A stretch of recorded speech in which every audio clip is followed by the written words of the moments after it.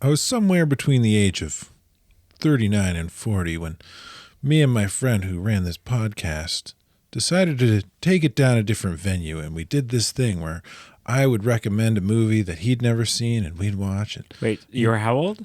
I was doing a thing. Oh, okay, sorry. It's over now. You ruined it. It's like one of those movies where they like monologue through the whole thing, the main character. You mean narrate? Will they narrate? Monologue, narrate, same difference. No, That's different a little things. different. Let's get to the point. It's like Stand By Me. Have you ever seen Stand By Me? I know the song. No, the movie. No. It's based on a Stephen King novel. No? Oh, it's a horror. No. What? He did more than horror. Let's watch it. You haven't seen it. Let's watch it.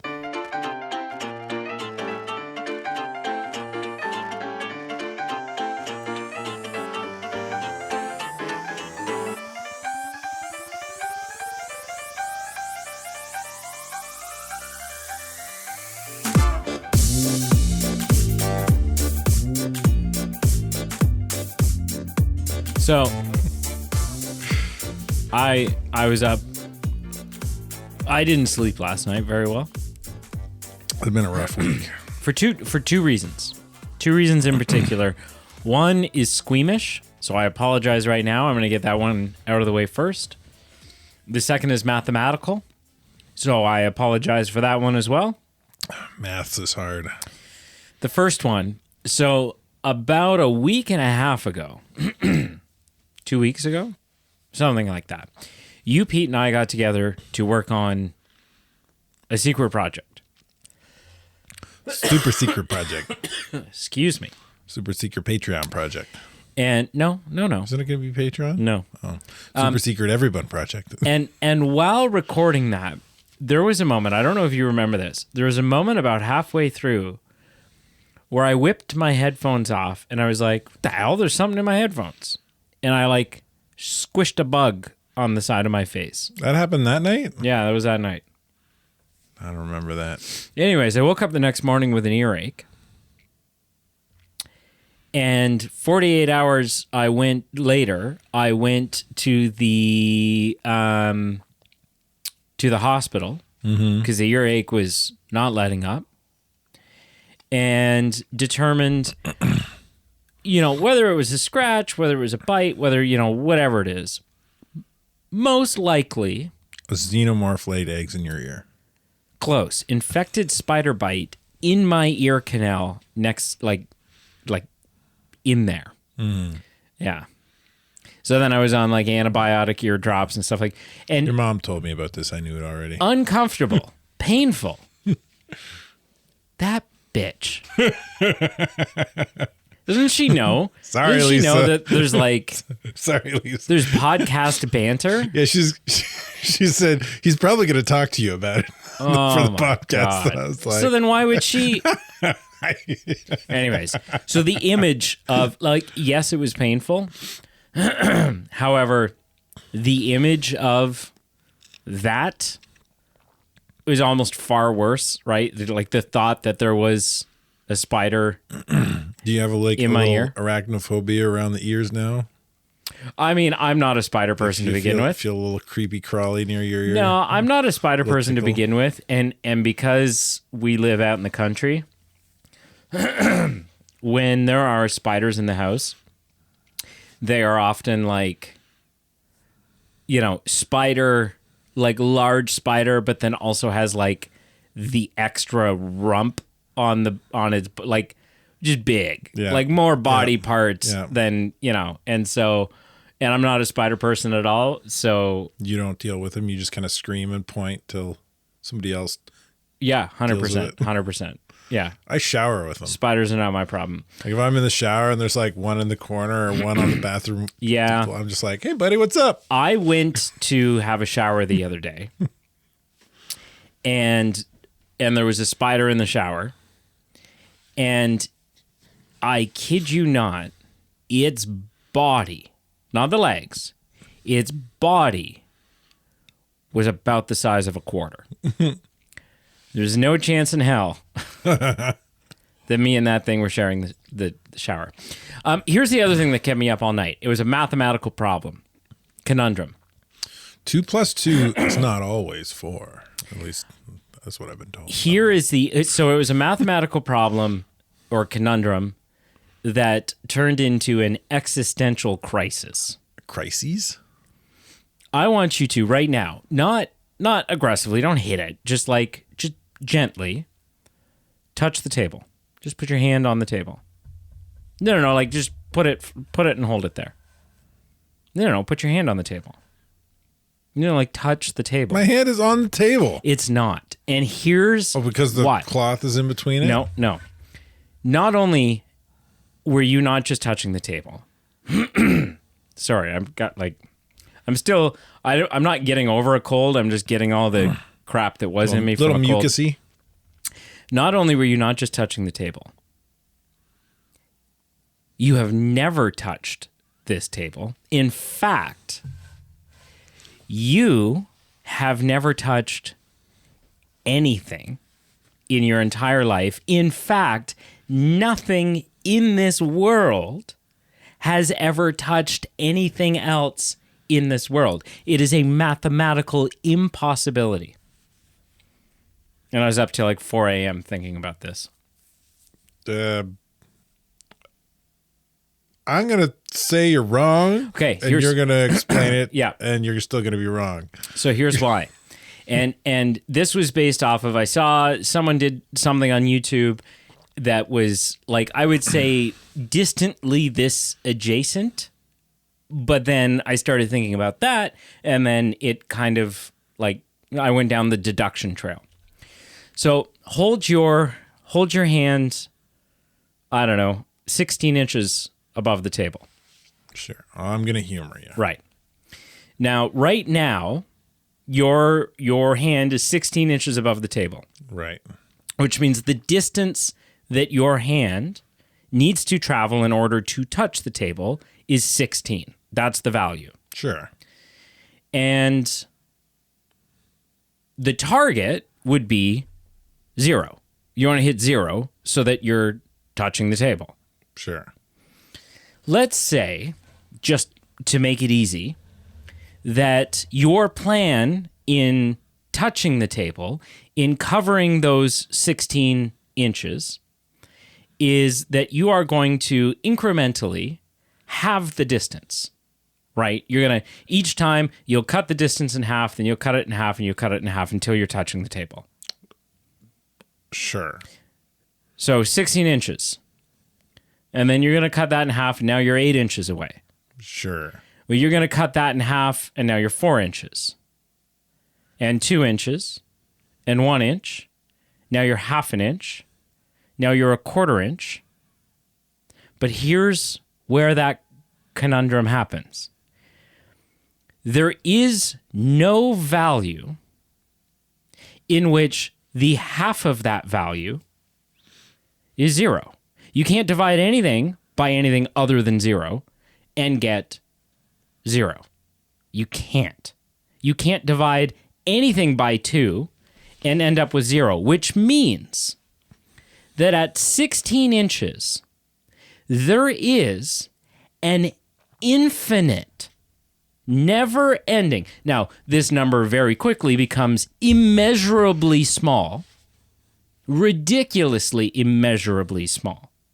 But there is an infinite number of halfway points that your hand would have to cross, which means that at 16 inches away, your hand it'll be point and then 0 point and then a billion zeros and then a 1, but your hand will never actually ever reach 0. This premise is so flawed. It's not, but it's mathematically accurate.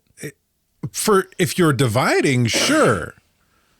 But I'm not always dividing. You don't just divide. There's more than division in measurement. You could subtract. Right. You can add. You can multiply.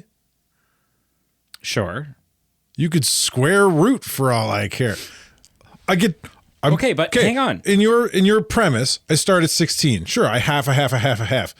But eventually, yeah, okay, the distance is going to equal 0. At some point, it's just going to minus out whatever's left. No positive number. No positive number divided by 2. This is the dumbest thing I've ever heard. Listen, no, but this is mathematically sound. No. If you're just dividing, but you don't just divide. Okay, but acknowledge the inherent paradox that exists. Of division, sure. Of division. That if you are of division, but not measurement. If I'm measuring a distance from my hand to the table and figuring out, okay, at what point does my hand touch the table? I don't just divide. Okay, well, the hand eventually hits 0. Okay. There is a bottom. Stop hitting the table. I'm touching the table. Please stop hitting the table. You know what's going to happen? Swear to God. You are editing this episode. You can stay here because I hit the table that you think you can stay here until 3 a.m. I didn't touch the date. I didn't touch the table, Brady. No, you didn't. I divided. You didn't. And here's the thing, because and actually I'm still probably accurate because okay, I forgot about subtraction. But here's the thing. You spent all night thinking about this. Here's the thing. And you forgot that, hey, math is more than just division. Well, I'm on pain meds. Right. But here's the thing. I feel like still, right, if you let's say, okay, you're going to subtract, right? So you're 16 inches. You are, in your mind, subtracting those 16 inches. Now your hand is placed firmly upon the table. If you could see, if you then had a microscope where you could see on like the atomic level, there is still space between the molecules of your hand and the molecules of the table. Parts of your skin would be touching parts of the wood of the table. In fact, I would go so far to say you can go further, and numbers don't just go positive, they go negative.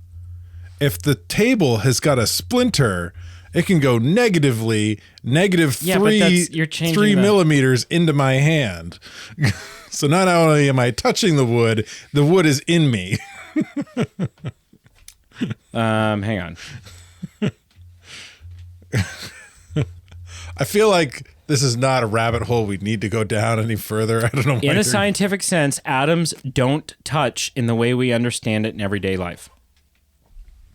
So on an atomic level, your atoms and the atoms that make up the tablecloth don't ever actually connect. So I'm still right. But, and you're still editing this podcast until 4 a.m. Hello and welcome to the Movie Men Podcast. We are maybe the B team. Maybe we haven't touched it. That's not, okay. Nice try. I'm still right. Okay, so here's the thing. All that aside, it is an interesting, like the division paradox is interesting. Right, that you'll never reach 0. Dividing any number you'll never get to 0. You'll never reach 0. Yeah, and that you know what's more interesting? What? Dead bodies in the woods that were hit by trains. If you're 12 years old. I don't know that would have interested me at 12. Really? Yeah. Man, not my thing. Really? Yeah. 12 years old, you would have been like, dude, we could go find a dead body. Also, here's the thing. Tell everybody about it and be heroes. I mean, we're gonna dive into the meat of this. We're gonna talk about this film. But is not someone saying, oh yeah, it's Stephen King did a non-horror film. I don't know. Isn't that like, I don't know.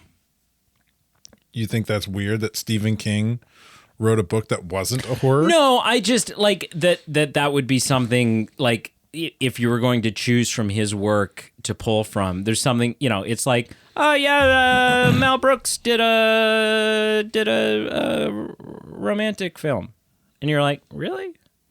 I don't know. I mean, I'm sure it's great, but I'm not looking for the Mel Brooks romance in Paris story. Right. Anyways. But so you made me watch Stand By Me. I did. Initial impression. Yeah, I mean that's That's what we're here for. yeah. That and spiders in our ear and dividing things. Yeah. Well, good luck. Mathematical Good luck. countries. Good luck with the division. You'll find yourself in an endless loop of paradoxical Anyway, non-touching. stand by me. Yeah. Man, I like Which is all you could do because you couldn't stand touching me because our atoms will never meet. That's a T-shirt. Our atoms will never meet. they'll just keep dividing. Coming to the Movie Men store. Yeah, they'll just keep dividing. Our atoms will never meet. They'll just keep dividing. Yeah, yeah. We're gonna trademark that. Oh, that's funny. Oh man, I like this movie a lot. I do. That's my initial impression. I'm keeping it short. That's the whole. That's the whole thing. I like this. That's my shebang. Okay. Obviously, I had not seen this film. That's kind of the whole That's prerequisite. the crux of this whole show. So and the reason why I'm saying that is just to remind everyone or sort of bring into focus that there is no nostalgia factor for me here. Yeah. Whatsoever. Yeah. You're a blank slate. Had you heard of it? I think so. I think I've maybe seen either a clip or at least a screenshot of Kiefer Sutherland in this film. Yeah. Yeah, I'm not sure. I think the film has a lot of charm. I think it's the subject matter and the era of film that lends itself to having a certain type and amount of charm. Sort of a young boy's friendship adventure. Yeah. In the late 80s is when it's made. Obviously, it's set in like the mid to late 50s, I would say. Yeah. So it's got charm. The acting isn't always great. I mean, they're kid actors. But There they're are like times it's good. but there are like big name kid actors. There's times it's good, there's time but it's inconsistent. Yeah. I outside of the charm, I think I leave the film wondering what was the point? Not necessarily like what was this film trying to tell me, because I don't think all films necessarily need to do that. Sometimes you can just go on a fun adventure. And maybe that's all this is. However, there's enough sort of heavier elements or like themes in it that lead me to think, no, this is meant to be more than just, just a strung together series of adventurous events. But yeah, I kind of walk away from it going, that was charming. Well, it's a coming of age I've story. got some critiques. Yeah. I mean, it isn't. They're, I don't know how it isn't, but we'll get into it. Yeah, we'll get into that. I mean, the movie takes place over the course of 48 hours, and there's I don't necessarily think our characters are super different at the end of this film from when they start. There's not a huge amount of character growth or character development. No. Or not development. There is character development, but there's, but so anyways, yeah, I think I'll leave my initial impression at that. It's charming, but there's something in the back of my head. There's something where I'm not sure what side of the fence I fall on with the film just quite yet, because I do walk away from it going, okay, that was fun, but was it great? I don't know. And why? What was What was the point of this film? So, but we can get into it. That's the other sort of crux of the show. Then we talk about it. Get into it. Yeah. Right. Well, let's get into So it. this is your film. So you take the reins. Yeah. What do you want to talk about first? The good, the bad? That's literally ugly? you passing off the reins. Oh, I'm in charge? Cool. What do you want to I mean, do? Well, let's unpack this. you've asked me that same question. Let's unpack this coming of age thing. Okay, sure. Coming of age. Yeah. I think it's a film about kids. But I don't. It's kids that are essentially the same characters that they are when the film ends, Right. and I would agree that there's not a lot of character growth. so does that not negate coming of age? I'll walk back that statement a little bit. There is character growth. They don't. I think it's a coming of age story, but they don't age, right? Because it does happen within like 24 hours, like you said. The kind of coming of age part is each character kind of has their own little growth point moments. Where they're obviously dealing, there's something in their life that they're working through, dealing with, and through the interactions of the four group with each other, either on one-on-ones or as a group, they do grow. They do kind of start to deal with some stuff. Our main character's brother has passed away before the film started, and he's never dealt with it. And this whole journey is really, for him, is a way to deal with and kind of come to terms with his brother's passing. Okay, so Everyone online is what? What have you looked up here? So everyone online is like Wikipedia. Everything is calling it a coming of age drama. This is the official. The 1, 2, 3, 4, 5 key components of a coming of age story. These are the 5 things if you want to be a coming of age. Yeah. Right. All right. Number 1, focus on protagonist's growth. The story revolves around the main character or characters' development both physically and emotionally as they navigate the challenges of growing up. Sort of. I would say this sort of hits it. I mean, this isn't really a story about growing up, right? It's the growing up thing that is a little bit of a sticking point. I would say yes and no. I'd say yes, they do grow up because they are still kids. They're 12 years old. They act like kids. They talk when they're when was it? Around the campfire. They were talking about even the narration was like, we talked about what we seemed was really important, but looking back, it wasn't important at all. Number 2, loss of innocence. What? Yeah, I was making a point. You just cut me off. Oh, sorry. I thought that was no. Okay. That was one of 2. Right. I didn't flip the other side. Right. Okay. Now I don't even know where I was. Jeez, it wasn't a very good point. It was a good point. Just because you cut me off and lost my train of thought doesn't make it not a good point. Play it back. Okay, so they.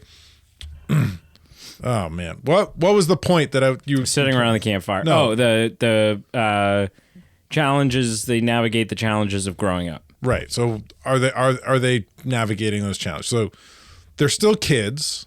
Yep. But they're in that we see that in how they kind of talk and goof off and stuff.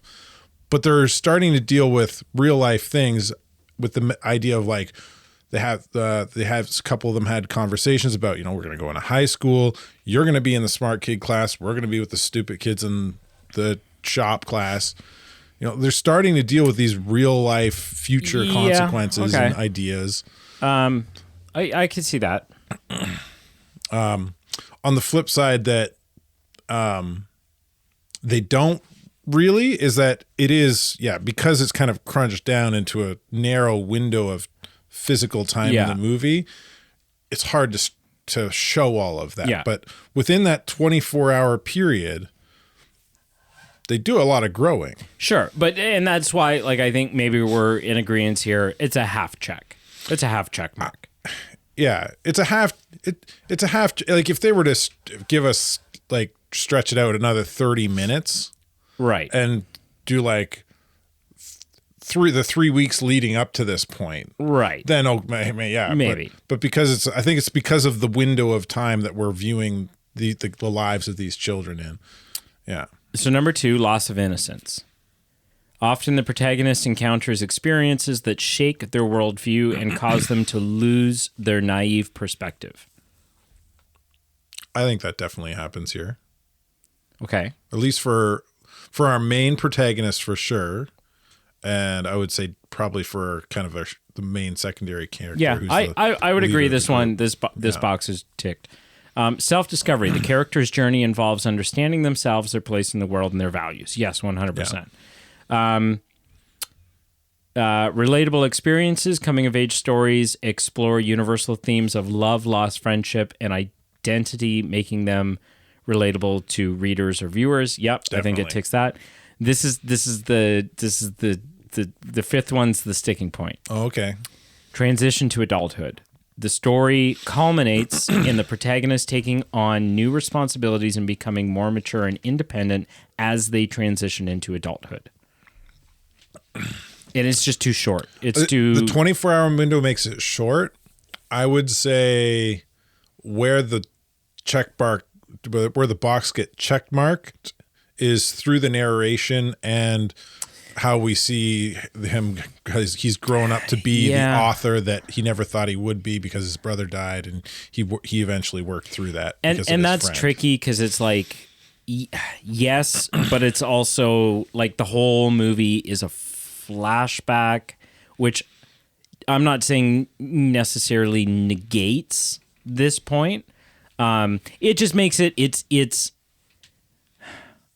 I'm willing to say it's a coming of age story, but I will argue that it is less clear cut in that category than many other coming of age stories. There's a lot of movies you walk away from and you're like, okay, this was clearly like, like Forrest Gump is a coming of age story because you see him as a boy, you see him as a teenager, Absolutely. You see him as an adult. He goes through lots of challenges. It grows up. That's a coming of age story. Absolutely. 100% clear. This checks 3 definitive boxes and half checks 2 others. 2 others. I think that's pretty definitive. Yeah, in itself, well, and that's what I'm saying, right? Is that it's I will concede that it is. It's not. Yeah, it's not. But it did take some sitting down and going, yeah, okay, I guess this is. Yeah. Versus something where you're like, sitting down for you. I was sold on it from day one. Clearly a coming of age story, right? But, or something like, whatever. Like even something like Tobey Maguire's Spider-Man is much more clearly hit you over the head a coming of age story, right? Because he goes from high school student who is like a real piss ass towards his aunt and uncle and, whatever, to taking on the responsibility of being a superhero, and there's the love story and there's the the whatever, all those check marks. Yeah, again, I think the big struggle for this film sounds like more for you than for me anyway, is that because it's a 24-hour window, they don't have time to really make them come of age. I mean, for me, I don't know that it's an issue. For me, it makes it feel, I don't know. I don't know where I stand. Like, I feel like maybe the only point, because something I brought up was like, I don't know what the point of the movie is. Maybe the point is a coming of age story, right? Point of the movie. Do you want to know what I think the point of the movie? Well, let is? me just tell you my other. So maybe it's just coming of age story. In which case, fine, right? Like that is all that it needs to be. I think it makes it a little not lacking but just a little like, I don't know, like you could have done a little bit more with this. You could have really hit something home with this, like it really given us a thing to dwell on, or a point, or maybe some deeper conflicts, or let us explore some of that internal conflict that some of these kids have a little bit more. But if all it is a coming of age story, that's completely fine. But the fact that it is only a 24-hour thing makes me feel like, yeah, okay, coming of age-ish, but also just like it's just an adventure. It's just sort of a there and back again thing. Yes. You know, in which case, again, that's fine. I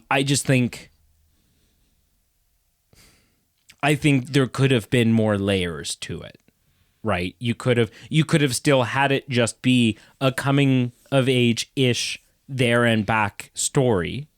But you could have peppered in, you could have, I mean, this isn't geared towards kids. You don't have to dumb this film down at all. Wow, they swear and there's violence and the kids are smoking and there's this is not a movie for 10-year-olds.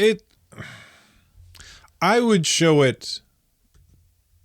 Well, I wouldn't show it to my 12 to going on 13-year-old daughter, but one of my boys will probably be. She gets scared at small things visually with the TV, right? With watching shows. So the film's rated R. Is it? Yeah. Really? There's kids carving things into each other's arms with razor blades. It's an R-rated film. I saw this one. I feel like the first time I saw this, I was kind of early teens myself. Quite possibly. I mean, I saw R-rated films when I was 13. As far as R-rated films go, this one's pretty tame. Yes, I agree. I feel like this is a film that I would not mind showing my kids if they were 12 or 13 years old. Right. Right, because it does deal with some adult themes, but it's also very lighthearted. So there's 11 F-bombs in this film. Yeah. Right? I mean, that nowadays that's they probably hear that every day at school when they're 10. Sure, but I just mean as far as, they use the P word. They use And I would also say that this is a movie that would you'd generate good conversations with your kids.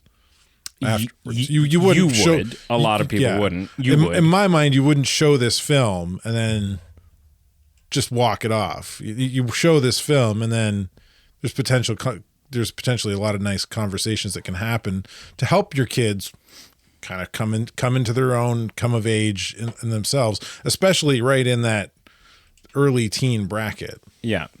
Right. There's this is one of the things I like about this film is the things that they're doing. I mean, I didn't do those things exactly, but it reminds me of a lot of the things that me and my two brothers and our friends got up to around my parents' place, because my parents lived out in the country. And we'd build forts all over the woods. Find bodies. We'd we'd traipse through the woods looking for deer and shoot them with BB guns and slingshots. And really? Yeah, absolutely. That's horrible. It doesn't hurt them.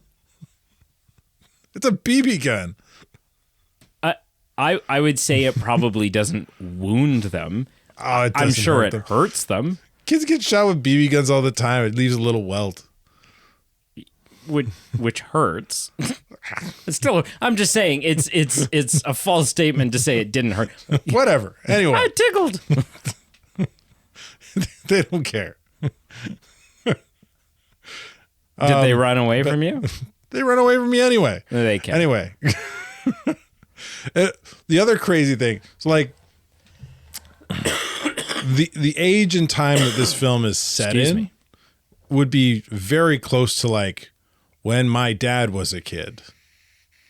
He would have been right around the same age and time. Yeah. And hearing some of the crazy stories from my dad's childhood around that time. Well, sure, they didn't have video games or I'm just like, this is the crap my dad got up to. Yeah. No, for sure. And I have no issue with any of that. Yeah. As far as the R rating goes, though, what makes it interesting to me is, yeah, it's clearly a film that doesn't stray away from its R rating in terms of the profanity and the violence and whatever. It's trying to be real to what kids would have been like. However, I think it's and are like. It's lacking content or depth in considering it has an R rating. Not that an R-rated film has to have all those things, but like, what do you mean by depth? Like, well, get in, dig. Like, I feel like there's some more context. I needed feel there, like digging. I feel like if you take out, it's weird. I feel like the movie falls in this weird spot where if you take out all of the things that make this an R-rated film, if you take out all of the words and the kids smoking and the whatever, right? If you take out those components that landed this film an R rating, and you just focus on the dialogue of the kids sitting around the fire, walking on the train tracks, and sort of the humor that is there amongst the kids, this feels like a live-action Disney film. You take out all those things, and it feels like a live-action Disney film in its tone, in its writing, in its themes. Right. And so it's odd to me because it feels like a kids movie that has 11 F-bombs in it and kids carving. Right? Do you know what I mean? Like, so I hear what you're saying. Which is just inherent of the fact that it is about 4 kids. So their dialogue is only ever going to be so mature. And I don't think I disagree with the point. I think it really is like a kid's movie, right? Without a Hollywood filter. What do you mean without a Hollywood filter? This is how kids act and talk. Like with when it was just me and my brothers and our neighbor friend or one of their friends, and we're hanging out in the bush with doing whatever, knocking down dead trees and throwing glass bottles at rocks and seeing them burst. Like we were cussing and swearing up a storm. No, for sure. We were getting into all kinds of crap. I mean, we didn't smoke cigarettes because times have changed since this movie's setting. But I mean, kids smoke cigarettes now. That's not. No, but it is very like doctors smoke cigarettes. Pregnant people, times have drastically changed from when this movie takes place and when I was a kid. That's what I'm saying. But kids are still kids. Like how the kids in this movie act is much closer to reality than a Disney coming of age kids movie. Much closer. It depends on the kids. Totally depends on the kids. Yes and no. Like,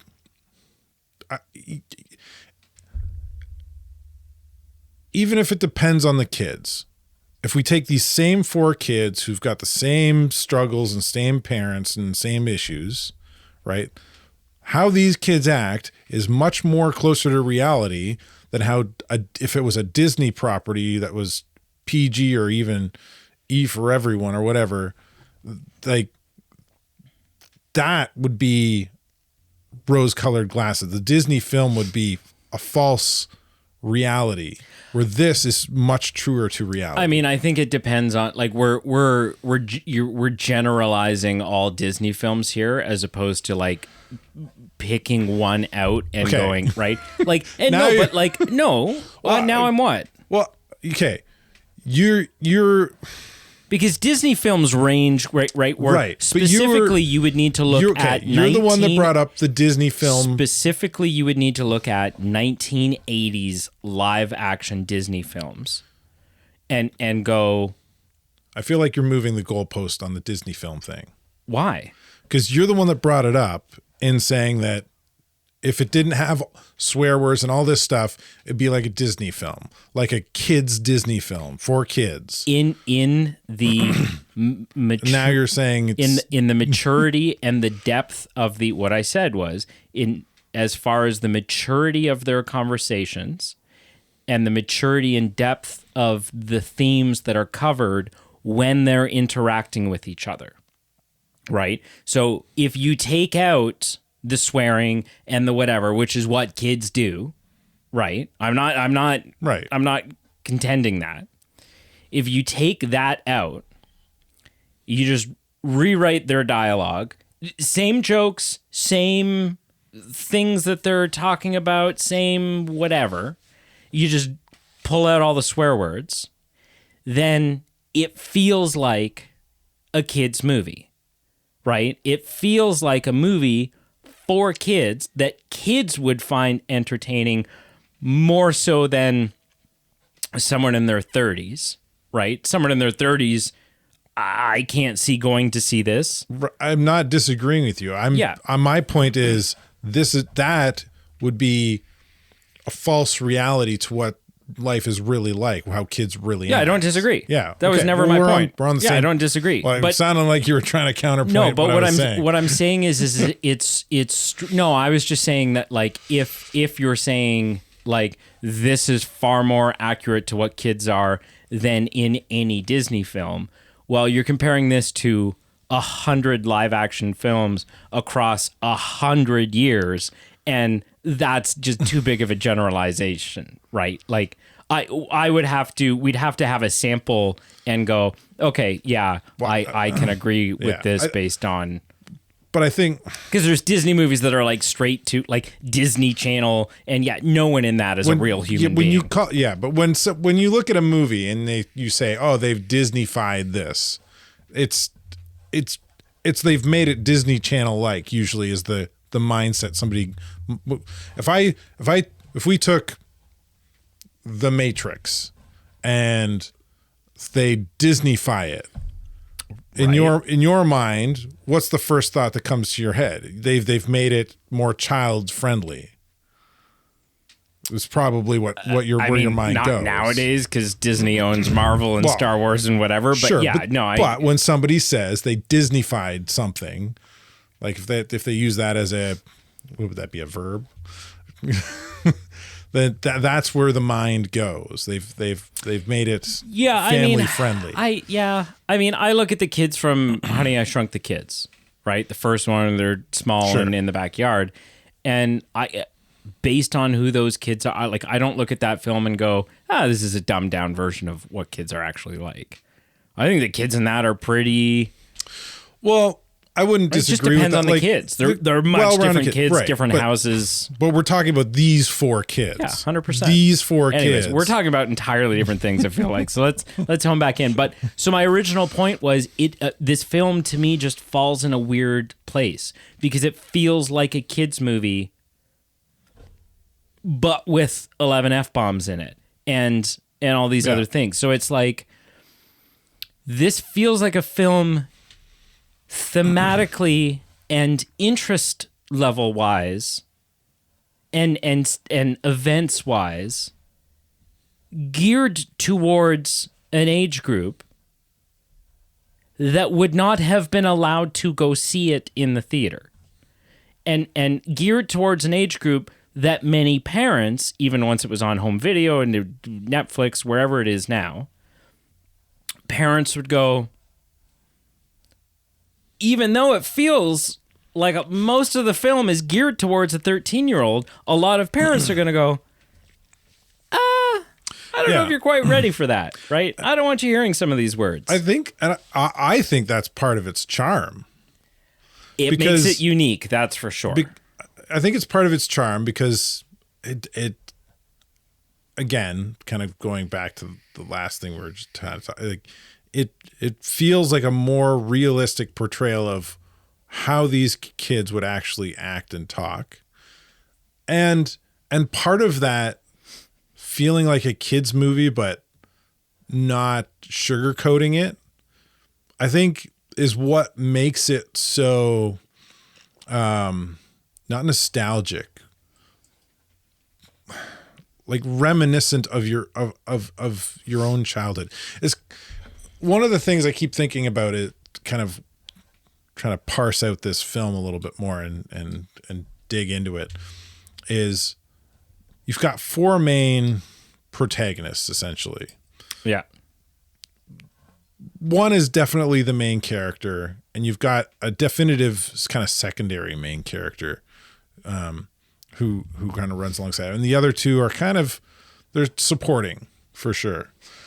But all four of them get pretty equal screen time, I would say, and equal time in the sun. Oh, yeah, they all feel like main characters. Yeah. And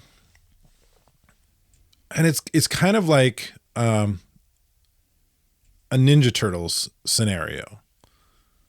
Everybody's got a Ninja Turtle that they relate to. That's not true. Yeah, it is. I don't even know enough about the Ninja Turtles. Oh, come on. I don't know. Well, anybody who knows anything about the Ninja Turtles. If you gave me, if right now there was a poster on the wall with the four turtles, and you gave me a cutout that just had their names, okay, I couldn't name them. Okay, but if I gave you a brief description of each of one, you would gravitate towards one of them more than the other three. I have to take your word for it. I don't know. Right? I don't know. Do you want to play the game? Do you want to do it? Sure. Okay, so you got Leonardo. Okay. He's the leader. What color? He's the red one then. He's blue. Oh, Leonardo's blue. that's weird. Leonardo's red is always the leader. Leonardo's the leader. He's there's been so many variations, but more often than not, he's the oldest. Okay. He's kind of got that oldest child kind of, I'm the responsible one. I'm going to make sure everybody plays their role. Well, he's the leader. Everybody is safe. Kind of that, leadership, oldest child kind of mentality. You've got Raphael. Raphael This is the orange one. is red. Okay. Is there orange? I feel like you're pulling my leg. Is there here. an orange one? No, I genuinely don't know. Wow. Okay. Yeah. So Raphael is kind of the brute. He's like, I just want to knock heads. Okay. I don't care. I'm going to solve problems with my fists. So far, I'm 0 for 2. Donatello. Purple. Is orange. Okay. There is a purple one, right? Donatello's orange. Okay. And he's the fun-loving one, goofy, prankster. He's usually portrayed as the youngest. And he's just like, party time, let's have fun. And then there's Donatello, who's like... You already said Donatello. Did I say Donatello? I said Leonardo. Leonardo, Raph. You haven't said Michelangelo. Michelangelo's orange. Donatello's purple. Okay. Donatello is the tech. He's the smartest guy in the room. He's kind of a nerd. Okay. Right? So what's really interesting is their weapons kind of, so Donatello, the leaders, Leonardo's got 2 katana things, ninjato, whatever you want to call them. Okay. And he's got those because he's got the most kind of restraint. Raphael's got 2 sais, which are not the deadliest kind of weapon. They're like, you can stab with them, but you got to be a lot smarter. And because it's kind of interesting because he can't just barge in. He's got to fight smarter because he's got such a close range weapon. Donatello's got a bow staff, which has got big reach, and it plays into forces him to fight smart. Right. And then Michelangelo, he's got nunchucks, Okay. which kind of plays into his creativity. And he has to, and because he's kind of just always wanting to have fun, while they are creative, nunchucks are kind of unpredictable. So you have to really focus when you use them, which is Okay. Michelangelo being kind of an ADD kind of character, forces him to focus in a fight. Anyway. So question about the Ninja Turtles. I have a question and a statement, and then we got to get back to Stand By Me. Yeah. So then who is Venus de Milo and Janika?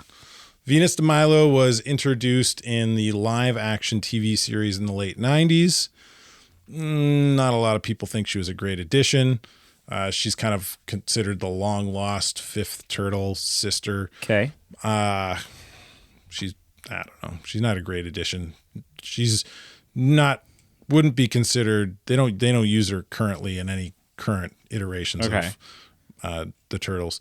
The new one, Janika? She's got a yellow bandana. Yeah. So she is a human that got mutated into a turtle in more recent runs of the comics. Do you know when I was a kid, this is how little I know about Ninja Turtles. When I was a kid, I thought that was the origin of all of them. I thought they were all originally teenagers that got turned into turtles. Anyways, my statement would be, although I sort of identify with one of those, I would also argue that the 4 character types that you gave don't cover all character types. I can definitely think of people who are like, none of those 4 are me. Like, if you're a kid Saturday morning watching Ninja Turtles with 15 other kids, the point of the there's a good chance that not a good chance. If you're watching Ninja Turtles, one of them is always your favorite. The crazy thing is, that doesn't everybody. While there'll be some overlap and people will pick the same one, everybody will have different favorites for varying reasons, and it usually comes back to kind of your personality and who you kind of are. Okay. Right? So what's this have to do with Stand By Me? You've got 4 characters. Yeah. All distinctly different. Yeah. I think the charm is that people kind of fall into when they love this film. Yeah. Is they'll find themselves gravitating to loving one of the characters a little bit more than one of the others. I don't disagree. Similar to the Ninja Turtle effect. Yeah, I don't disagree with that. Yeah, at all. No, I think that's I think that's probably not to diminish your point, but I think that's probably a given. Yeah, I think that's it's one of the beauties of how well written I think this is. Sure. Yeah. Can I give you something that I think is just kind of sloppy about the writing? Sure. I mean, take it up with Stephen King. The Cobras are pointless to me. The only reason that the Cobras exist in this is to be because we needed an antagonist. We needed a threat. We needed some sort of presence of danger for our 4 characters. And there needed to be some sort of, whatever. But ultimately, the scene with them sitting in the junkyard carving names into this is pointless. You could remove that. That's not needed at all. The Cobras could be the reason why I think the Cobras, our 4 main characters, I don't think you can remove any of them. No. Because they all play an important role and balance each other out. Yeah. The Cobras do not play the Cobras fill a role in this film that needed to be filled, but not even necessarily by the Cobras. You could replace the Cobras with the parents have reported their kids missing, and there is a cop that is out looking for them, and the kids proceed, even though the cop's got the best intentions, right? He's just trying to rescue these kids, find the kids, bring them home. Because they're 12, 13 years old with the imagination of 12, 13-year-old boys in the 1950s, the cop is he's coming to whatever, or one of them gets spooked and says, we're going to get blamed he's going to think that, that we're the one, if we get caught with this body or what, right? And the one kind of feeds into the paranoia of the rest of them. And we've seen that in movies before and in stories before. All I'm saying is, yes, you needed some sort of looming threat. You needed some sort of potential danger for them. But there's nothing about the Cobras in this film where at the end of the film you go, and that's what it needed to be. It does nothing for I don't us. think a cop works better than the Cobras. I didn't say it worked better. Okay. I'd say you could swap it out and achieve a similar, okay, that void has been filled. That role of something that the kids are avoiding or running from. I hear you saying the film needs some kind of looming threat like the Cobras. It needs some kind conflict. Of needs the only so the showdown at the end. Yeah, so they don't know they don't know that their Cobras are coming to find the body. No. There's no conflict with the Cobras until right smack dab after they find the body. Cobras are there just to create a climax. Right. That's the only reason they're there. I agree with you. Yeah. I don't have a problem with it. I would agree with you that you could do it any other way. I think the Cobras work well into the story because the one kid hears it from his brother who's part of that gang. Sure, it's a convenient plot thing to... Do they spend too much time with them? I don't know. I on one hand, I could easily say yes, because I would love to spend more time with the kids. Yeah. But on the other hand, if you don't spend that time with them or any other antagonist that you put in their place, then the threat doesn't seem real. So the time that we spend with the Cobras, we find out that Kiefer Sutherland's main character is a heartless dick. Yep. Right. And we need sure. we need to hate him so that the showdown feels I'm not saying like it's got stakes. My argument is not that they spent too much time with the Cobras. Okay. My argument is that they spent the wrong amount of time with the Cobras.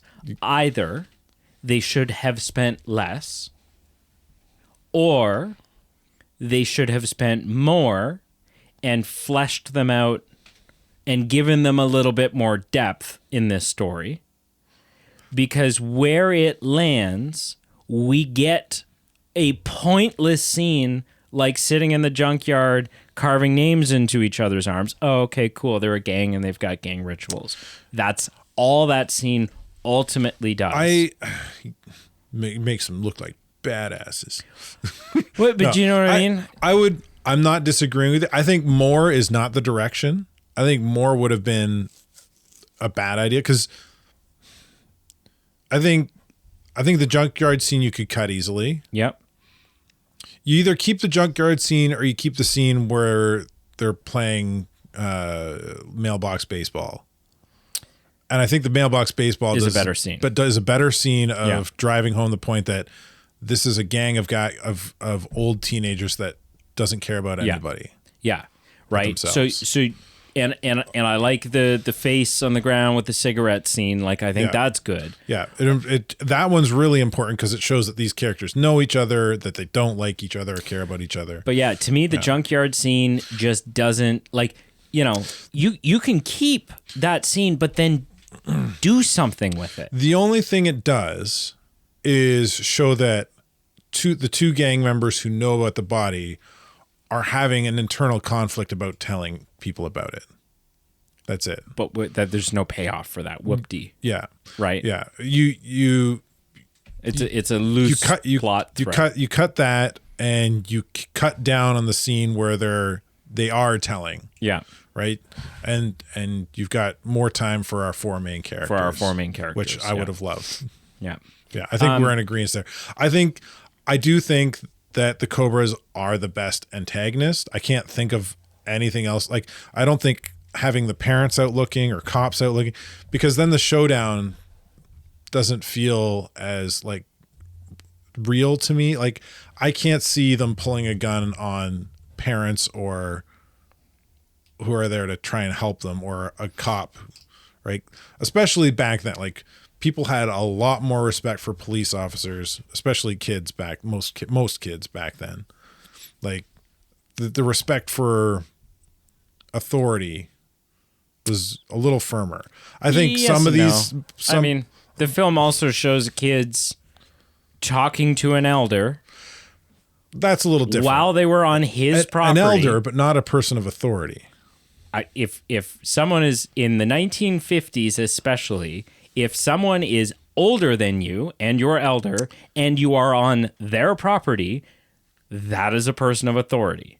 100% disagree. 100%. These would be kids that would not be able to say, like, these would be kids that would never be allowed to say the first names of their parents' friends. It'd be Mr. and Mrs. this, Mr. and Mrs. that, right? That would be more of a person of authority than Joe, that single old man Joe who runs the junkyard down the street. I guess. In my opinion. But anyways. But yeah. Anyway. So I think that's all the negative things I have. And then really the only positive thing that I have, like, and this sounds like it's just one thing, and it sounds vague, but I think it encompasses a lot. It's fun. Yeah. It's charming fun. Mm-hmm. I was never bored. There were moments where I was like, why are we doing this? Like, what's, or this is like, specifically with some of the Cobra stuff, right? I'm like, this is not necessary. But I never checked out into, like, I was never like, okay, I'm done with this. Mm-hmm. It's fun. It's, they do the thing where you have 4 different characters that are in the furthest 4 quadrants that they can possibly be in terms of their personalities, right? One could ask, how did these 4 become friends? Yeah, like that's a story. How is this group a Yeah. group? But obviously that does a lot of heavy lifting for any story, and it works in this story as well. So yeah, really the only positive thing I have to say is that it's good, charming fun. Yeah. I obviously I agree with that because that was my initial impression. Yeah. Pretty much. Charming fun. It's a lot of fun. Yeah. It's a really fun film. All the moments that the kids have in their adventure are just like they kind of they don't really put the edge of your seat, but you're invested.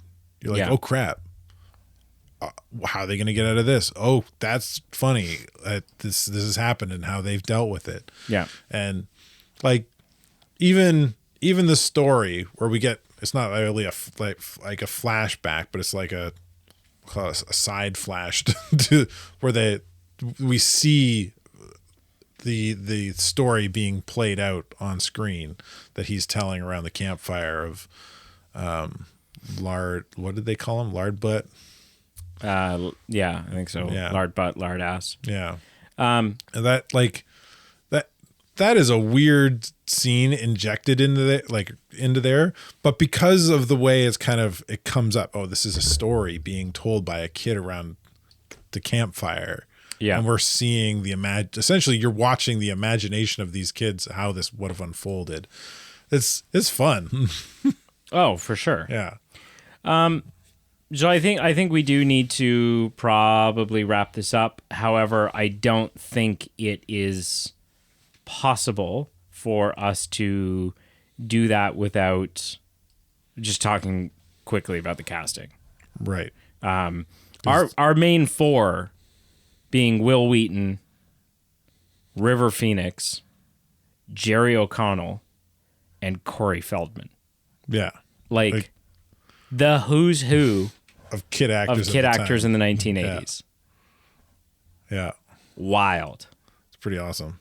And the whole time, you know what? I haven't watched a ton of River Phoenix stuff.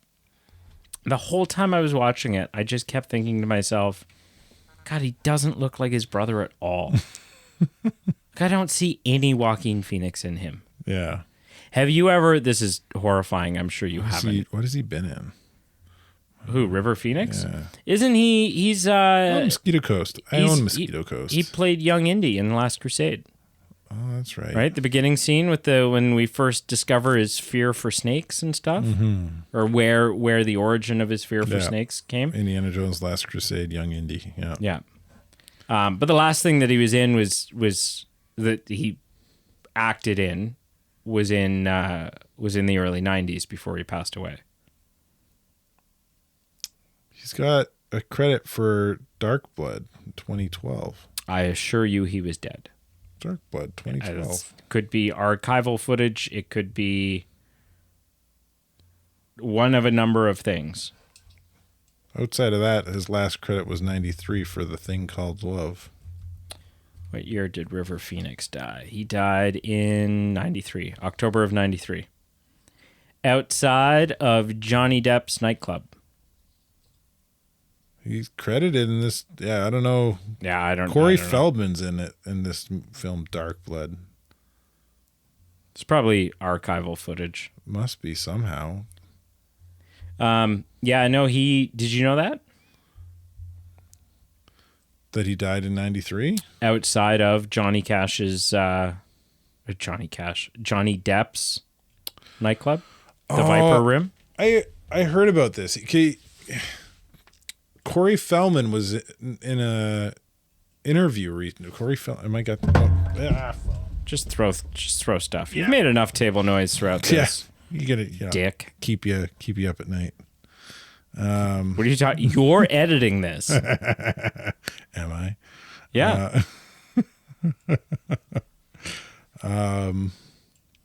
Make sure I get it. Yeah, Corey Feldman.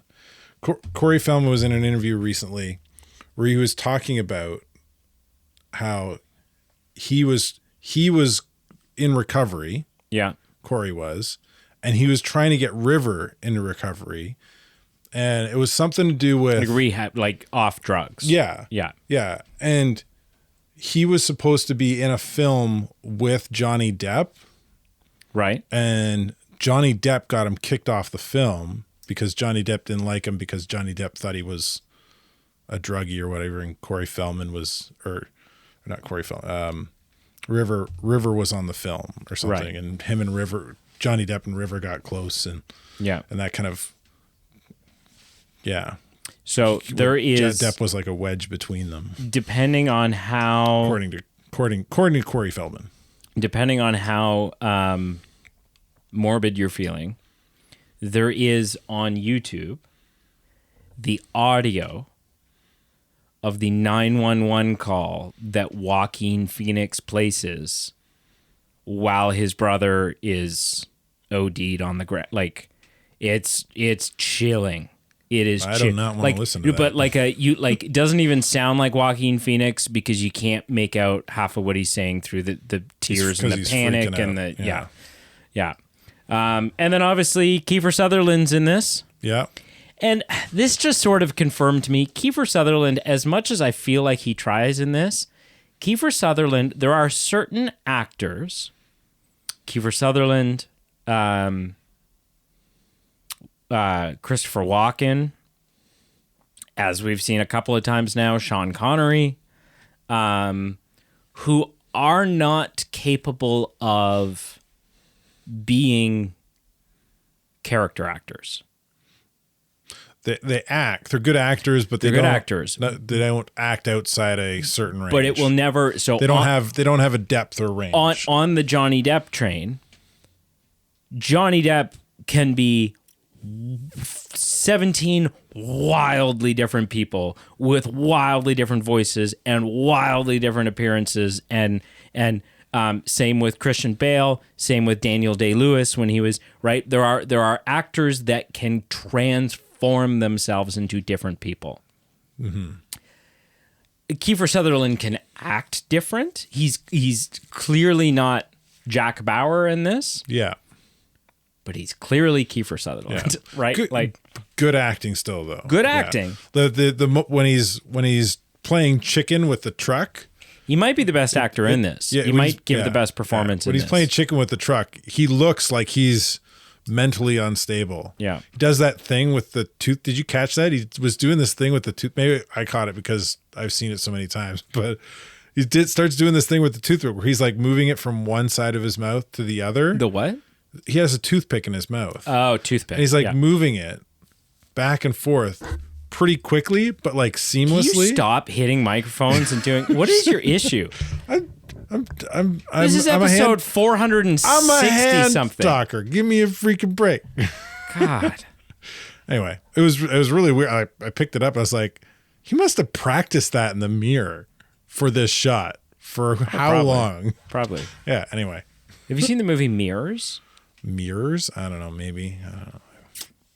I have to watch a trailer probably. I'll add it to the list. I did actually. Was it yesterday? I thought of a bunch of movies. I'm like, oh God, like I gotta add this. I gotta see if Carl's seen this. Gotta add that to the list. I haven't added any. Oh, okay, but I'll put them on the list. But I thought, well, I don't remember what they are now. But I gotta figure it out. Okay, you ready? Yeah. All right. Okay.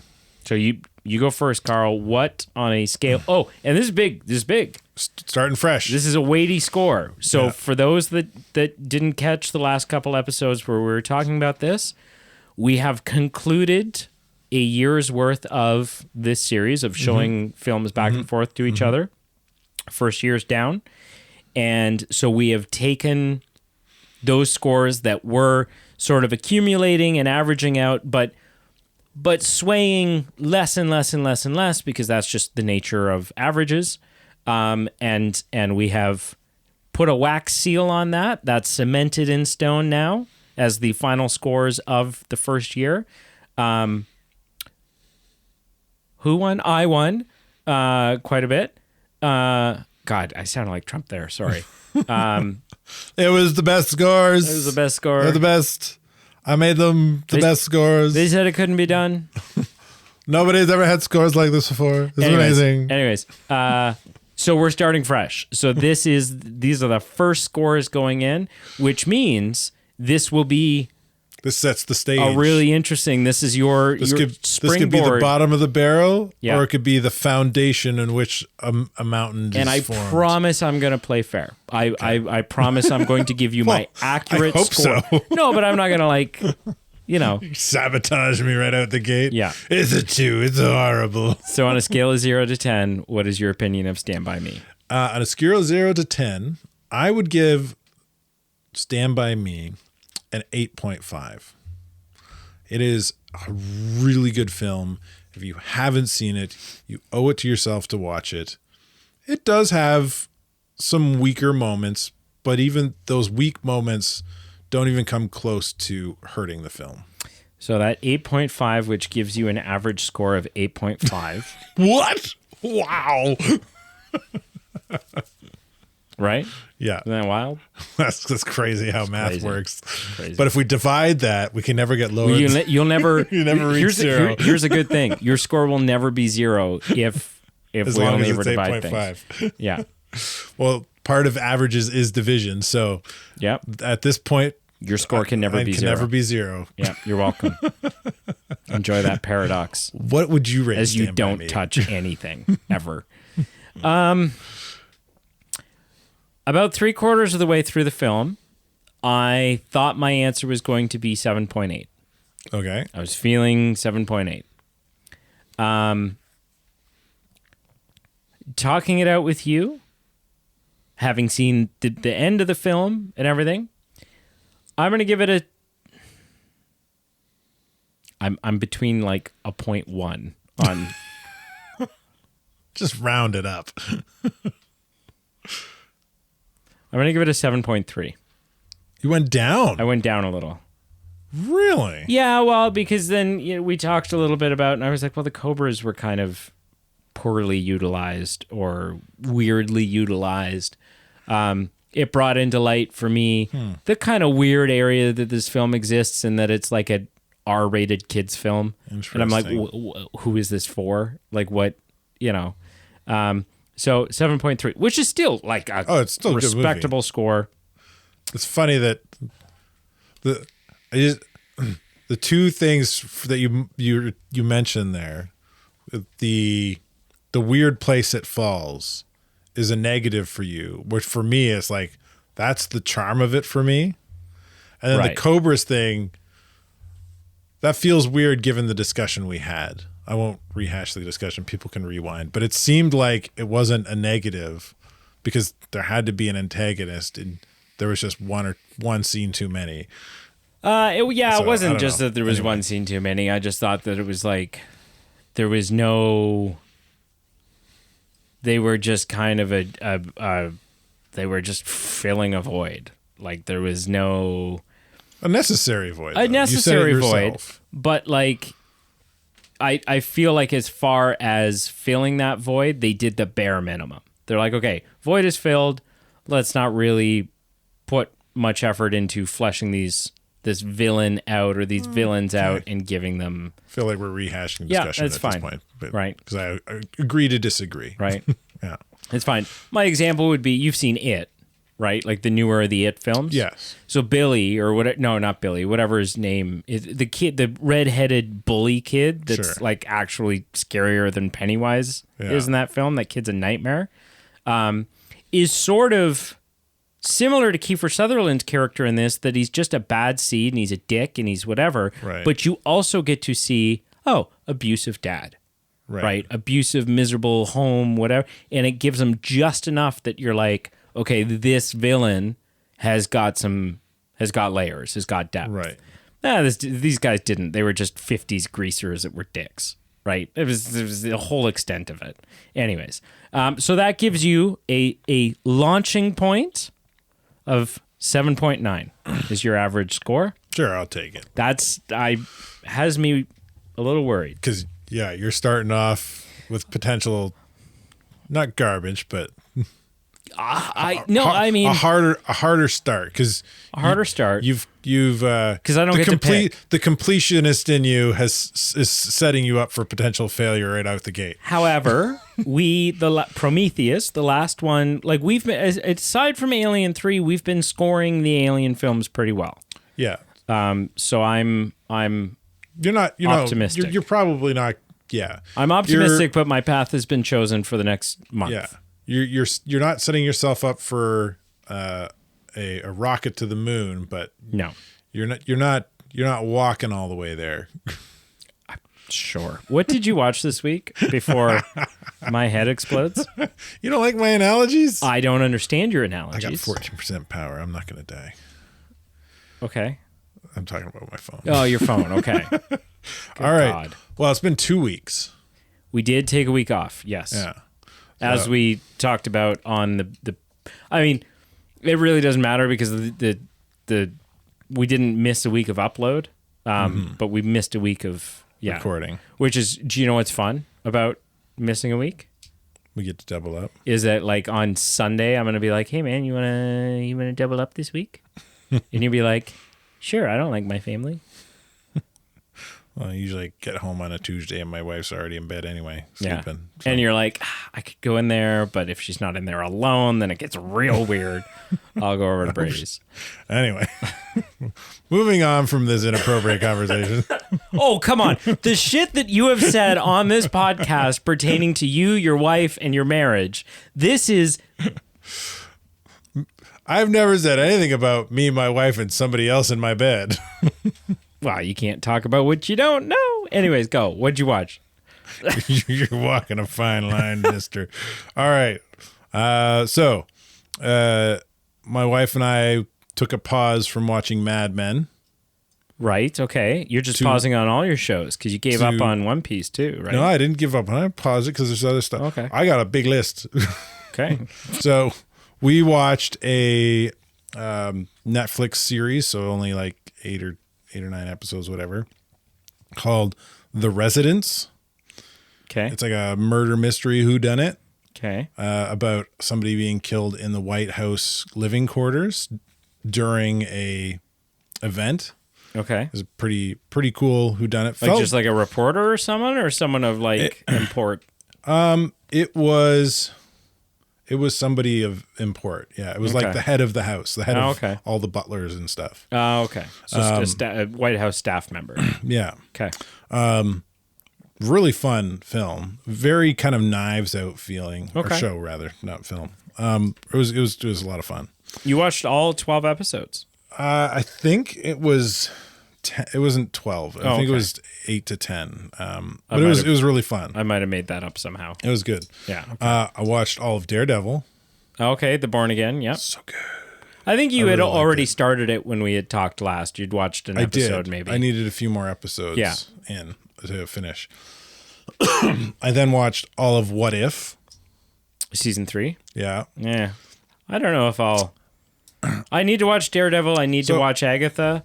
I don't know if I'll... I don't care. The great thing about What If is it doesn't matter.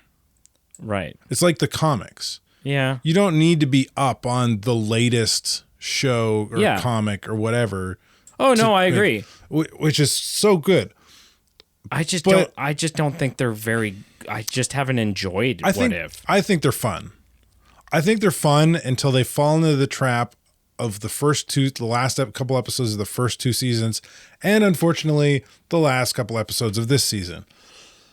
Where all of a sudden it's all connected, and it's all... Yeah, where all of a sudden it's all connected, and then now it's a multiverse threat, and we're... What was our joke back in the day? That the show shouldn't be called What If, it should be called... I don't remember. Do you remember? I don't remember, no. But you remember this being a thing? Where we're like, it's not Very actually vaguely. What If, it's And Then, or something like that. Yeah, I remember that now, yeah. But like the first couple episodes were great. I thought they were awesome, kind of standalone stories. Like, oh man, this is a lot of fun. And then all of a sudden it's like, oh, but and then a portal opens. And now the Watcher is taken, and now all these things come. And it's like, just tell me about how Steve is a Hydra agent instead of Captain America. Yeah. Do that What If story. Actually, that wasn't even a What If story, but like they could have made it a What If story. Oh man, like it would have been one of the stories, which actually had nothing to do with like the combined story at the end, which was a lot of fun, was how the Red Guardian. Just give the premise. Don't spoil anything. It is the premise. Okay. It happens right near the beginning. The Red Guardian stops Tony Stark's parents from being killed by Winter Soldier. Cool. That's cool. And it's like it becomes a buddy cop thing. Voiced by David Harbour. Yeah. Probably, yeah. It becomes a buddy cop thing with Winter cool. Soldier and Red Guardian in America. It's like that was so much fun. Like give me more of just these one-off wild stories where some small thing changes and follow those characters for a short time.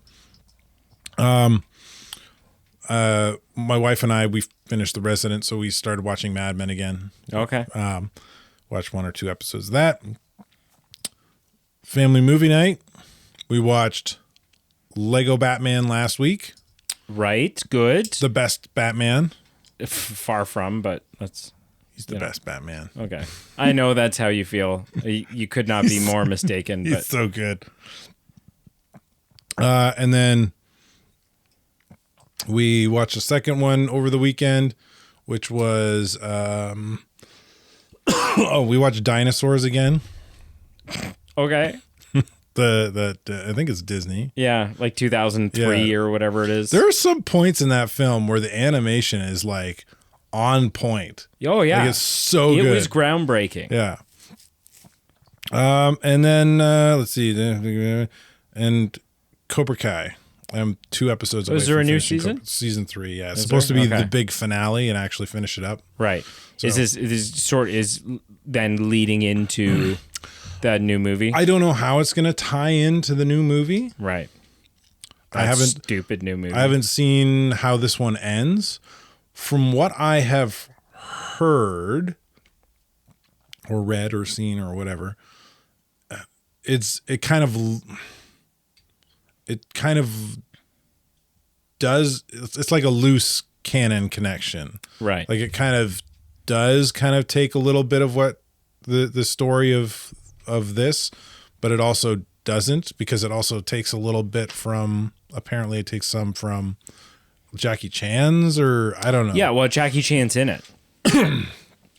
Yeah, but I don't know how, like, from what I understand, essentially it's kind of like, this is more of a direct sequel to the original Karate Kid films without the other 2 films, but a little bit from the other 2 films. You know what I mean? Yeah. Like we like the ideas No from the Hilary TV show. Swank. We like the ideas from the TV show.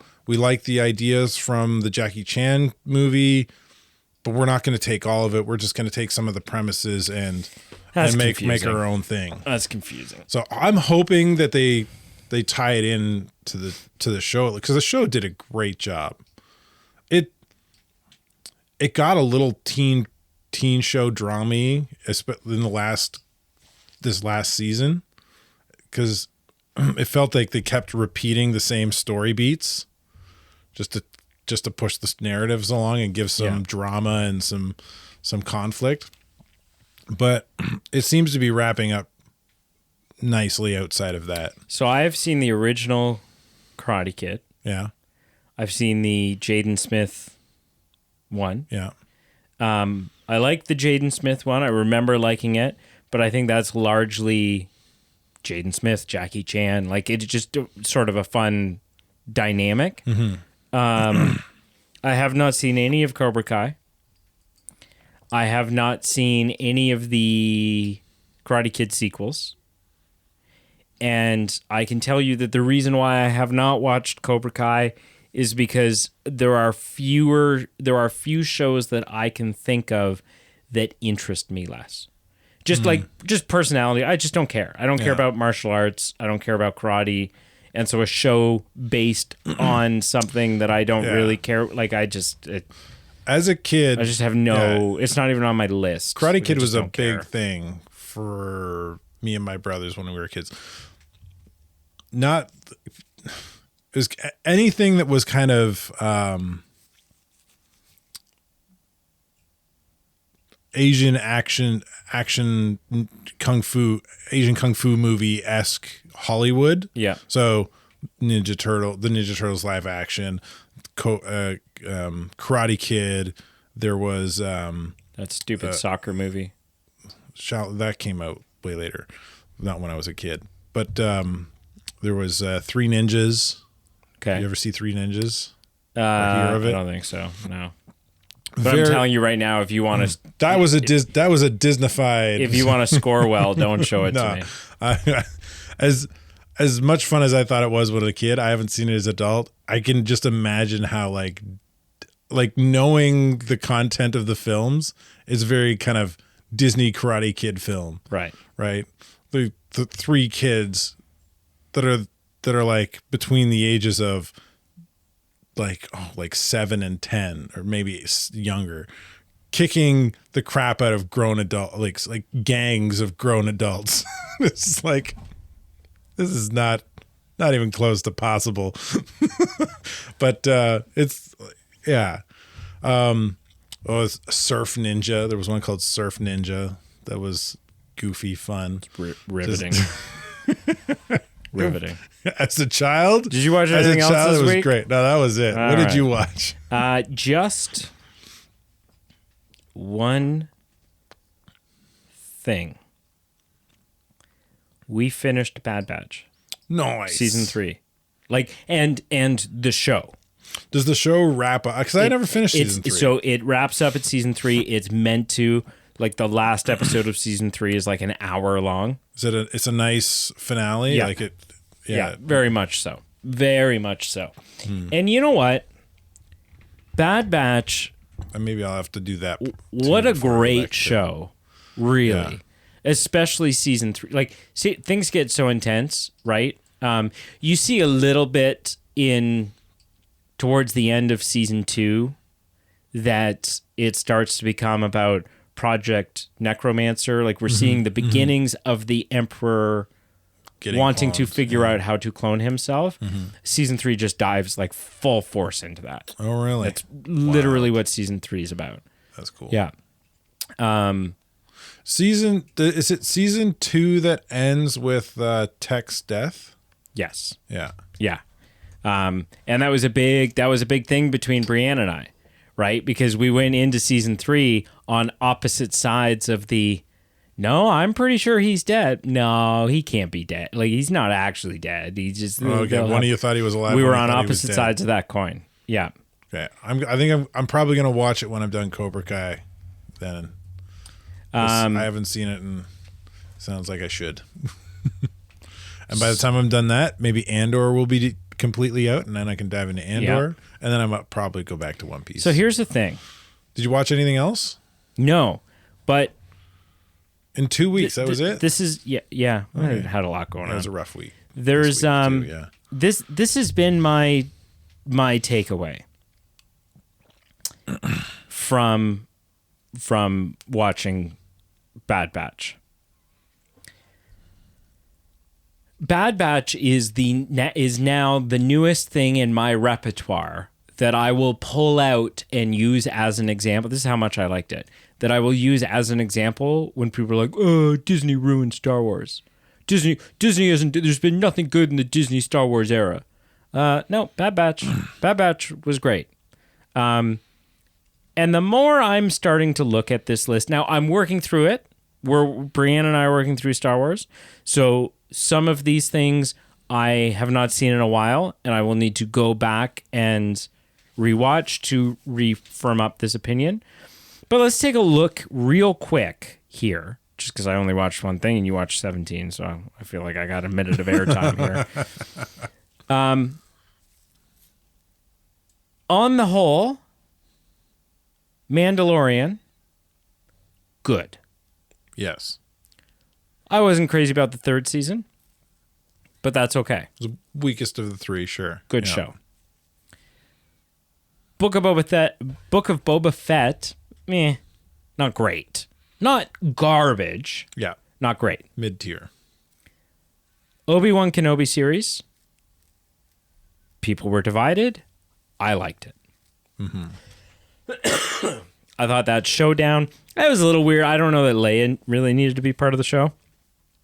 But that showdown, that realization that Obi-Wan doesn't know that Anakin's alive, and then him finding that out, and that showdown where Obi-Wan cuts the helmet open, and like, so good.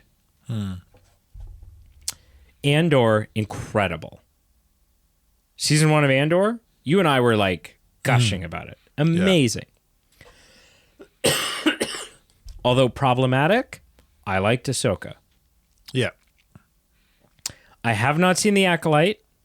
Neither have I have not seen Skeleton Crew. Acolyte, I have no interest in watching. Skeleton Crew, I do. I have not seen Rebels yet. Rebels is great. But I'm really, really excited to hear what you think of hearing what you've said about Bad Batch. I'm excited to hear what you think about Rebels. I'm excited to watch Rebels. I think at least the first season you might struggle, but it progressed. It goes somewhere really awesome. So I'm looking forward to hearing what your thoughts are. I have not seen Resistance yet. Resistance is the cartoon leading into the sequels. Right. During the Age of the Republic. Yeah. So the Second Republic. So I have not seen those yet. Is it they call it the era of the Republic era? No. I don't know. It's the Resistance versus the First Order. Yeah. Right. Bad Batch, I think, is great. Yeah. Rogue One was great. Yeah. Although nobody asked for it, nobody wanted it, and it wasn't necessary. I think not near as good as Rogue One, but I thought Solo was a completely fine film. Fun heist film, not a good Star Wars film. I would say I would put that one's in the divided camp. I would say if you don't like it as a Star Wars film because it's a heist film. No, I don't. I don't know. It's been so long since I watched it, and it's hard to get into it. But I don't like how they portrayed a lot of the characters, and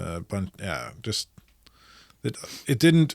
A lot of the characters didn't feel like the characters I know and love. Right. So anyway, I know you don't like it, but on the whole, more Star Wars fans like The Force Awakens than dislike it. Yeah. People got excited about it. They walked out gushing. They were like, "Oh, this is exciting. It's a new era of Star Wars." there is a divide. I would say the majority is in like, though, Yeah. but there's still a divide there. A lot of people don't like Last Jedi. I don't think that's it's extremely I divisive don't film. think it's Yeah. near as bad as what a lot of people say it is. Yeah. But it's got problems. Yeah. And I'm in the same boat with Rise of most people hate Rise of Skywalker. Again, I don't think it's near as bad as everyone says it is. I think Rise of Skywalker is bad. I think part of the only part, like, Skywalker is bad, but half of the reason that it's bad is because of what came before. Sure. So anyways, all that aside, there are 8 things that have come out under Disney that I think are firmly in the good category, firmly in the great category. And that's not even counting like Tales of the Empire, Tales of the Jedi. I haven't seen Tales of, The Underground? Whatever that new one that just dropped. I haven't watched that, Underground something. That's right. So I haven't watched that yet. Yeah. But Tales of the Empire and Tales of the Jedi were both great. Yeah. So I assume this one probably is too. And I'm excited for this Darth Maul show that they've announced that's coming. Right. But I can't comment on that. So 8, 9, 10 things I can for sure say are wonderful. From your opinion, yeah. From my opinion. Yeah. 5 things that I can't comment on because I have not seen. But several of those are things like Rebels, which I'm sure I will like because people rave about it. And 4 things that have been just a straight up miss. So out of that, I'm like, you know what? 10 great things. 5 things that I haven't seen, but some of those are supposed to be real good. And then 4 things that are a straight up miss. Considering the amount of content that's coming out, I think Disney's doing a pretty bang up okay job. And if you're like, no, Disney should just sell Star Wars so that, and they should stop, well, then just stop watching it. I don't think they need to sell Star Wars. Just stop watching it. I think they need to get rid of Kathleen Kennedy, which she's leaving. supposed to be on She's her way gone in out. August. Yeah. So hopefully, I don't think the ship is upside down. I think it's off course. But again, they've done more good than bad. No, yeah, I'm saying I don't think the ship is upside down and sinking, but I think it's not going the direction Star Wars should have ever gone. Kathleen Kennedy's biggest. So hopefully, it comes back the other way. Kathleen Kennedy's biggest failure as the head of that studio is simply the number of things that she announced prior to when she should have announced them, because they didn't end up coming to fruition. She we talked about this yesterday and we've all agreed that this would be a great movie. I'm going to announce it tomorrow. I would also say she allowed people who didn't really care or understand the property to stick their fingers in it and make changes. Like who? You're just gonna Ryan Johnson bash? Is that your? Yeah, sure. That's, and again, agree to disagree. The man said he wanted to make a film that people hated. Those are his words. Exact quote? I mean, it's been a while since I heard or read it, but it's something to that effect. I wanted to make a film people hated. Nothing is coming up for that at all. I'll find something and send it to you. Anyways, thank you so much for listening. Make sure you check out our Facebook, Instagram, and Twitter, all listed down below. We have a Patreon page where just buy us a cup of coffee. I don't drink coffee. Once a month, buy us a cup of coffee. Buy Carl a cup of tea. Do you drink tea? Sometimes. Just buy Carl a hot chocolate. Dirty leaf water. Carl, dirty bean juice. Carl is essentially 8 years old. Buy him a cup of hot chocolate. You want some cocoa? Yes, please. Marshmallows. And we have Whipped cream. merch. Yeah, we got new stickers. We've got stickers. We've got new shirts that say the big juice has already been squeezed. The big juice has already been squeezed. If you don't know what that is, go check listen. out our Superman 3 review. Superman. Yeah.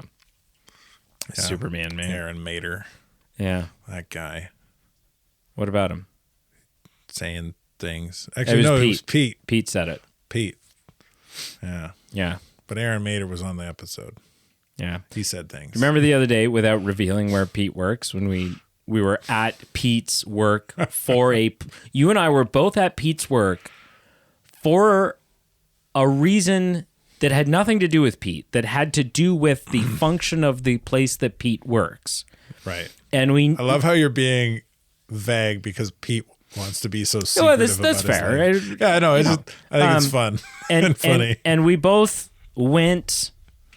We had to talk to him not about anything podcast related. Yeah, but about related something to his work. related to where he works, and so we just both showed up at his office door, and the look on his face as he glanced up at us was like, "Guys, I'm working."